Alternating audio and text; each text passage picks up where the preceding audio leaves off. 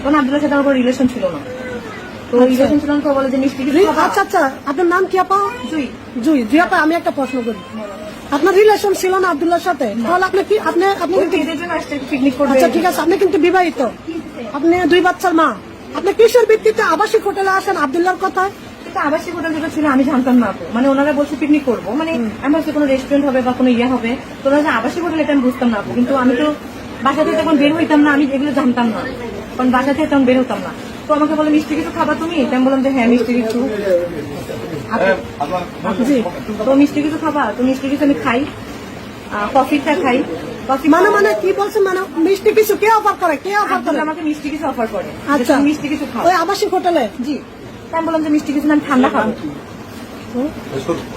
আমি বলি যে আমি ঠান্ডা কিছু খাবো আর কি, ঠান্ডা। তো আব্দুল বলে ঠিক আছে ঠান্ডা কিছু খাও।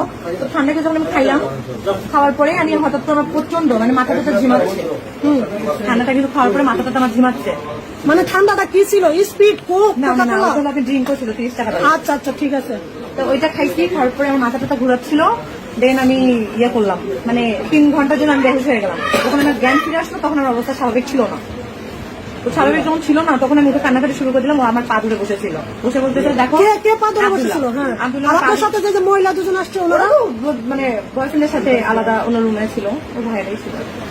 তো 3 ঘন্টা পর যখন আমার জ্ঞান আসলো, 3 ঘন্টা আপু যখন 3 ঘন্টা পর যখন আমার জ্ঞান আসলো, আসার পর আব্দুল আমার পা ধরে ছিল। ও বলতেছে যে আমি কাজটা করছি সম্পূর্ণ তোমাকে, আমি ভালোবাসি, আমি এটা বলি নাই, আমি প্রকাশ করি নাই। আপনার সাথে কি করছে আপনি খুলে বলেন, সমস্যা নাই। এভরিথিং যা করা দরকার সব করছে। এভরিথিং কি আপনি বলতে হবে? সে আমার সাথে পুরোপুরি স্বামী স্ত্রীর মতো সম্পর্ক করছে, মানে শারীরিক সম্পর্ক করছে, এই তো? হ্যাঁ, হ্যাঁ। আচ্ছা, আব্দুল্লাহ করছে। পরে আমি যখন উঠলাম, ওঠার পর সে পা ধরে ছিল। পরে আমি বললাম যে কেন ধরে আসতো? বলে যে তোমাকে আমি চাই, মানে আমার লাইফে চাই, এই জন্য আমাকে এটা করতে হয়েছে, আমাকে মাফ করে দাও। তো তারপর আমি কি করলাম, যখন কান্নাকাটি করলাম, করে আমি চলে গেলাম বাসায়। যাওয়ার পর ফোন টোন সব সিম টিম সব অফ করে দিলাম। দেন প্রত্যেকটা দিন রাত্রে 2টার দিকে আমার বাসায় যাইতো। আপনার হাজবেন্ড কোথায় থাকতো? আমার হাজবেন্ড তো বাসায়, মানে বাসার বাইরে থাকতো। আচ্ছা, ঠিক আছে। বাসার বাইরে যে আমাকে বলতো যে আসবি না, বাসার নিচে যদি না আসিস তো তোর ছবি টবি ভিডিও টিও দেখাবো তোরে। মানে তুমি ছবি ভিডিও কই পাইছে? ওই যে 3 ঘন্টা যে আমাকে ঘুমের ওষুধ খাওয়াইছিল, ছবি টবি যা সব ভিডিও করছে? হ্যাঁ হ্যাঁ। তারপরে বলে সব দেখাবো, তুই যদি নিচে না আসিস। তো পরে আমি নিচে আসতাম, ও আমার সাথে ব্ল্যাকমেল করে, মানে এরকম করে সম্পর্ক। তখন আমি ওর পা ধরে বললাম যে দেখো আমার সংসার নষ্ট করো, দিও না, কারণ এই জিনিসটা মাথার মধ্যে নিয়ে বাঁচতে পারবো। বলেন আপু, আপনি চালায় যান, পরে কি হয়েছে? এই জিনিসটা নিয়ে আমি বাঁচতে পারবো না, তুমি আমার সাথে এরকম যা কষ্ট হয়ে গেছে শেষ, আর কিছু করার চেষ্টা করো না। তো বলছে তোকে আমি আমার জীবনে চাই, মানে চাই, এখন যা করা দরকার তাই করবো। আচ্ছা, তো দেন আমি যাই হোক অনেক কিছু ভেজাল হয়েছে, অনেক কিছু এর মধ্যে অনেক পরিবার জানাজানি, অনেক আমার এক্সাম হইলো, মানে আপনি ক্লাস 10 ফাইনাল যেটা, ওটা আমি দেওয়ার জন্য বাড়িতে চলে গেলাম। আপনি ক্লাস 10 পরীক্ষা দিচ্ছেন, এসএসসি পরীক্ষা দিচ্ছেন কত সালে? আমি এখন 17তে, আমি এখন বর্তমানে অনার্স 2nd ইয়ারে ভর্তি রানিং ছাত্রী। কত সালে থেকে রিলেশন? আমাদের 3 বছর প্রায়। আব্দুল্লাহর সাথে 3 বছর যোগাযোগ বেশি, কিন্তু সম্পর্ক হলো 3 বছর, প্রেম রিলেশন হলো 3 বছর। তো তারপর যখন আমি ওকে বুঝে না, মার খায়, এটা করে ওটা করে, নরসিংদী চলে যায়, যে হাত কাটে, মানে অন্যরকম পাগলামি করে। মানে আপনার আব্দুল্লাহর মধ্যে একটা প্রেম হয়ে গেছে।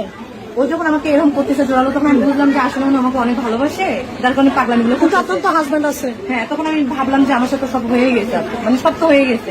এটা যে আমার হাজবেন্ড জানে আজকে আমার সংসার থাকবে না, কালকে আমার সংসার থাকবে না, বুঝলেন? তো দেন ও নরসিংদী যাইতো, যাওয়ার পরে একদিন হলো মানে লকডাউনের ভিতরে ও আমাকে বলে যে দেখা করতে হবে। তো আমি বলি লকডাউনের ভিতরে পুলিশের সমস্যা, আমি যাইতে পারবো না। বলি দেখা যদি না করো, মানে ভয় দেখাইতো আর কি, আমি কিন্তু এটা করবো ওটা করবো, কান্নাকাটি করতো। তো এর মধ্যে অল্প আমার প্রচন্ড মায়া চলে আসছে আর কি, আমি ওকে সত্যি সত্যি অনেক ভালোবেসে ফেলি, তখন আমি ওর জন্য জীবন দিতে পারবো। তো লকডাউনের ভিতরে আমি চলে আসলাম, আসার পরে ও দেখা করতেছে আমার সাথে। করার মধ্যে হঠাৎ করে কিছু ছেলেরা, মানে নিরক্ত ছিল জায়গাগুলো রেস্টুরেন্টের পাশেই, কিছু ছেলেরাই ওকে মাছ শুরু করে দেয় ওখানে। কোথায় এটা? এটা আমার নরসিংদীতে। নরসিংদী কোথায়? এটা আপনি নরসিংদী নাগরাকান্দি বলে, নাগরিয়াকান্দি ব্রিজে। ওখানে মাছ শুরু করে দেয় ওকে। তো আমার ফোন টোন কোনো কিছু ছিল না, আমার হাজবেন্ড কেড়ে নিয়েছিল, তখন একটু জানতো। তো আমি আমার যা টাকা ছিল সব দিয়ে ওদের মানে পায়ে ধরলাম যে ওকে তোমরা কোনো কিছু করো না, যা করার আমি করবো, তোমরা ওকে দয়া করে কিছু করো না। কিন্তু ওই ছেলেগুলো মানে না, বলে না তোমার সাথে এর কোনোদিনও যায় না, এটা সম্ভব না, তোমাদের দুজনে এটা অন্য কিছু সম্পর্ক। আমি বলি না, উনি আমার হাজবেন্ড, কিন্তু কেউ বিশ্বাস করে না যে আমার হাজবেন্ড। তো দেন মারটা খাইলো, খাওয়ার পর আসার পর মনে মনে ভাবলাম যে যেহেতু এতবার অ্যাক্সিডেন্ট হয়ে গেল, এতগুলো মার খাইলো, কিন্তু অনেক বেশি খাইছে এত, মানে একদম মারা যাওয়া অবস্থায়। আমি বললাম যে রিলেশনটা আমি এখানে শেষ করে ফেলি, রিলেশনটা রাখার দরকার নেই। মানে আমি কষ্ট করে ওকে বুঝাইলাম তোমার আসার দরকার নেই। ওই বাচ্চা কজন? 2জন। কি ছেলে মেয়ে? তো ও হাসপাতালে অ্যাডমিট হইলো, হওয়ার পর অনেক অসুস্থ।